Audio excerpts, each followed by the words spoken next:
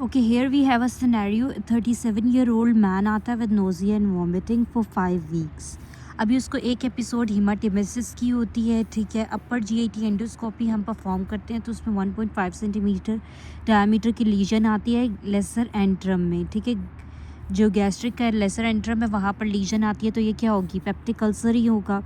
Drugs, अच्छा एक patient है विद गैस्ट्रिक अल्सर और अब वो जॉइंट पेन के साथ आता है, तो हम उसको कौन सा ड्रग सेफ़ है उसके लिए जो है वो स्पेसिफिक जो कॉक्स टू है इनहिबिटर्स वो देंगे। हम कॉक्स टू इनहिबिटर्स देंगे, नॉन सेलेक्टिव इनहिबिटर्स नहीं देंगे, क्योंकि अगर कॉक्स 1 कॉक्स 2 दोनों को वो स्टिमुलेट करेगा तो वो अल्सर को ख़राब करेगा। सिर्फ कॉक्स 2 वाले देंगे, लाइक सिलिकॉक्सिब या एसिटामिनोफेन, ठीक है। अब एक और पेशेंट है H2 ब्लॉकर ट्रीटमेंट, ठीक है। H2 blocker treatment not effective in Zollinger Ellison syndrome, ठीक है। और अगर हमारे पास नॉन सेलेक्टिव एस्पिरिन जो है अगर हम पेप्टिक अल्सर में देंगे वो नॉन सेलेक्टिव है, तो वो बहुत प्रॉब्लम कराएगी। सेलेक्टिव वाले कॉक्स 2 इनहिबिटर्स देने हैं, नॉन सेलेक्टिव नहीं देनी। आर्टरीज़, अब हमारे पास वो ये ड्यूडेनल, अगर पोस्टीरियर ड्यूडेनल अल्सर जो है वो इरोड होता है तो उसकी इरोजन में कौन सी आर्टरी इन्वॉल्व है? गैस्ट्रो ड्यूडेनल आर्टरी, ठीक है। ओके, तो मैंने क्या कहा है कि हमारे पास जो ड्यूडेनम का फर्स्ट पार्ट है उसके पोस्टीरियर वॉल पर अगर अल्सर है तो वो इरोड करता है, तो कौन सी आर्टरी इन्वॉल्व है? Gastro duodenal artery. यहाँ सब में यही लिखा हुआ है कि सेवियर हीमाटेमेसिस के साथ आया ulcer in the posterior wall of the first part of duodenum, तो कौन सी आर्टरी इन्वॉल्व है? Gastro duodenal. सब में यही है। Which artery lies in the posterior lies posterior to the first part of duodenum, that is gastro duodenal artery, ठीक है। गैस्ट्रो ड्यूडेनल आर्टरी जो है वो किस आर्टरी की ब्रांच है? हिपैटिक आर्टरी की। अच्छा, कैसे कि बेसिकली हमारे पास क्या होती है कि ये अयोटा है, अयोटा में से 3 मेजर ब्रांचेस निकलती हैं। For example if this is the aorta, aorta से 3 ब्रांचेस निकलती हैं, celiac artery, superior mesenteric artery और इंफीरियर मेजेंटेरिक आर्टरी। जो सिलिएक आर्टरी है ये हमारे पास आगे 3 ब्रांचेस देती है, एक लेफ्ट गैस्ट्रिक, दूसरी हमारे पास स्प्लीनिक आर्टरी और तीसरी हमारे पास जो है ये देती है हिपैटिक आर्टरी। अब हिपैटिक आर्टरी आगे जाएगी और जाकर हमारे पास जो है ये एक तो ड्यूडेनम पर गैस्ट्रो ड्यूडेनल ब्रांच देगी और कॉमन हिपैटिक हो जाएगी, ठीक है। फिर वो आगे हिपैटिक, ठीक है। फिर जो है ये हमारे पास ये कॉमन हिपैटिक थे, फिर ये प्रॉपर हिपैटिक आर्टरी हो जाएगी, फिर वो आगे फर्दर लिवर में इंटर हो जाएगी। तो गैस्ट्रो ड्यूडेनल और हिपैटिक आर्टरीज की ब्रांचेस हो गई। ये किसकी ब्रांचेस है? हिपैटिक आर्टरी की, ठीक है। Gastro duodenal artery is a branch of hepatic artery. अच्छा, पोस्टीरियर वॉल ऑफ स्टमक को कौन सप्लाई करता है? ये देखिए, ये जो स्प्लीनिक आर्टरी है ना, ये स्टमक के पीछे से आ रही है और ये स्टमक की पोस्टीरियर वॉल को सप्लाई करते हुए स्प्लीन की तरफ जाती है। So posterior wall of stomach is supplied by splenic artery, ठीक है। और अगर हमारे पास जो है वो स्टमक का फंडस, ठीक है, ये अगर हमारे पास यूँ स्टमक है, इसका ये जो फंडस है यहाँ पर कौन सप्लाई करती है? Short gastric arteries. Posterior wall of stomach ulcer likely cause bleeding bye damage of spleen, ठीक है। पोस्टीरियर वॉल को कौन सप्लाई कर रहा है? स्प्लीनिक आर्टरी को। और damage to the fundus of the stomach, stomach का जो फंडस है उसको कौन सप्लाई करता है? शॉर्ट गैस्ट्रिक आर्टरीज, ठीक है। शॉर्ट गैस्ट्रिक आर्टरीज किसकी ब्रांच है? Splenic artery. ये जो स्प्लीनिक आर्टरी है ये पोस्टीरियर वॉल ऑफ स्टमक को सप्लाई करती है और इसमें से कुछ शॉर्ट गैस्ट्रिक आर्टरीज निकलती हैं जो आके फंडस को सप्लाई करती हैं, ठीक है। फिर कॉमन साइट ऑफ जो ड्यूडेनल अल्सर है वो फर्स्ट पार्ट ऑफ ड्यूडेनम की पोस्टीरियर वॉल है, यानी कि duodenal bulb. Bleeding from gastric ulcer, अगर गैस्ट्रिक अल्सर से है तो यहाँ पर लेफ्ट गैस्ट्रिक आर्टरी इन्वॉल्व है। क्रोनिक लिवर डिजीज़ का पेशेंट है, हीमाटेमेसिस के साथ आता है, कौन सी वेन इन्वॉल्व है? लेफ्ट गैस्ट्रिक वेन, ठीक है। लेसर कर्वेचर ऑफ स्टमक को लेफ्ट गैस्ट्रिक आर्टरी सप्लाई करेगी। देन वी हैव ब्लीडिंग, एक परफोरेटिंग अल्सर है इन the posterior wall of stomach, most likely leaks. अच्छा, अब हमारे पास आपको ये थोड़ी सी समझने की बात है कि स्टमक के जो पीछे है वो क्या है? Laser sac. और स्टमक, ठीक है, स्टमक के पीछे क्या है? Laser sac. और लिवर के आगे क्या है हमारे पास? सब लिवर के आगे जो है वो है हमारे पास सब फ्रेनिक एब्सेस, ठीक है, सब हेपेटिक एब्सेस, ठीक है।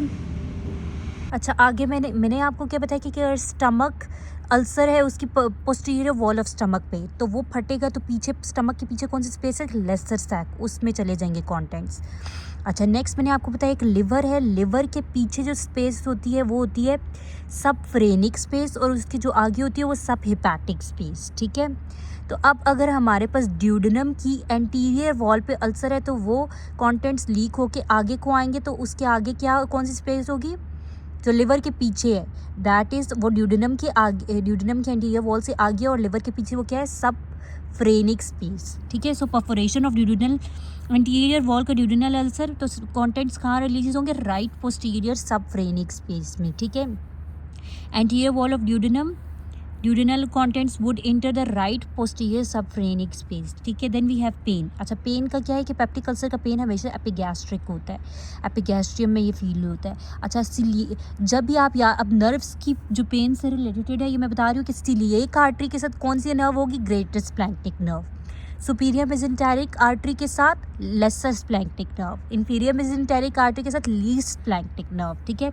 तो अब हमारे पास जो है वो पेशेंट पेप्टिक अल्सर क्या है with epigastric pain, referred visceral pain उसकी कहाँ इस बाय, यानी कि एपिगैस्ट्रियम में पेन है तो एपिगैस्ट्रिक रीजन में बेसिकली पेप्टिक अल्सर को कहाँ होगा, लेसर कर्वेचर ऑफ स्टमक पे, वहाँ पर लेफ्ट गैस्ट्रिक सप्लाई करती है, तो लेफ्ट गैस्ट्रिक सीलिएक की ब्रांच है, तो ये this pain is related to greater splanchnic nerve. Again फिर ड्यूडेनल अल्सर है, ड्यूडेनल अल्सर में भी गैस्ट्रोड्यूडेनल वो किसकी ब्रांच है, हेपैटिक की, हेपैटिक किसकी ब्रांच है, सीलिएक की, तो ये भी ग्रेटर स्प्लैंक्टिक नर्व की पेन होगी। Pain sensation from peptic ulcer is by greater splanchnic nerve, ठीक है।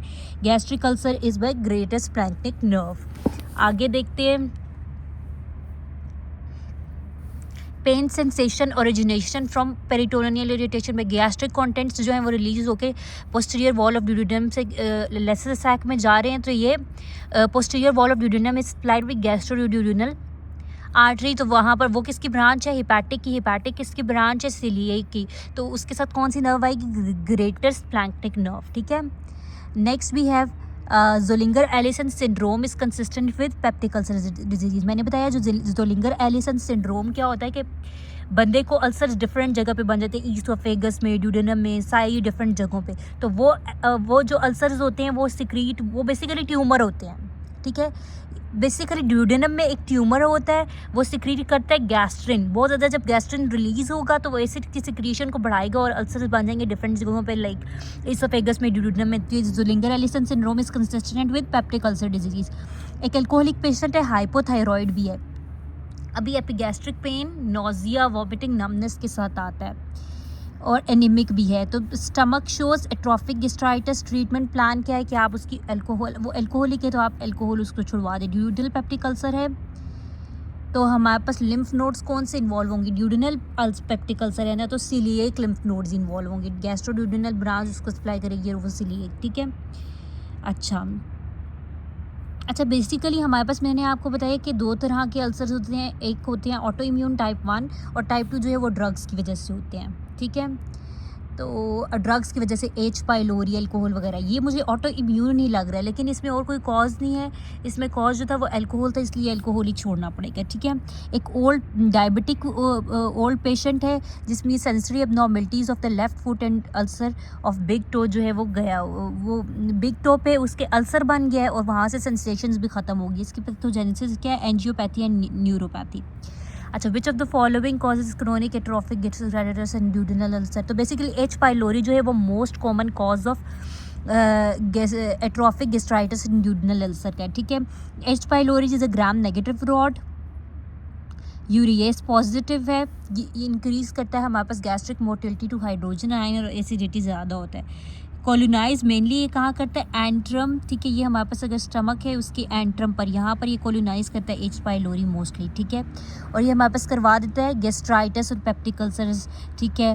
और लेटर ऑन ये गैस्ट्रिक एडिनोकार्सिनोमा भी करवाता है एंड मार्ट लिम्फोमा। तो बेसिकली हम एच पाइलोरी को डायग्नोज कैसे करेंगे, इसकी सीरोलॉजी करा सकते हैं, एच पाइलोरी एंटीबॉडीज़ टेस्ट, लेकिन ये इसकी एंटीबॉडीज़ जो है अप टू 18 मंथ्स डिटेक्टेबल ही रहती है। यूरिया ब्रेथ टेस्ट करा सकते हैं, बट 14 दिन पहले आपने उसके प्रोटोन पंप इनहिबिटर स्टॉप कराने हैं।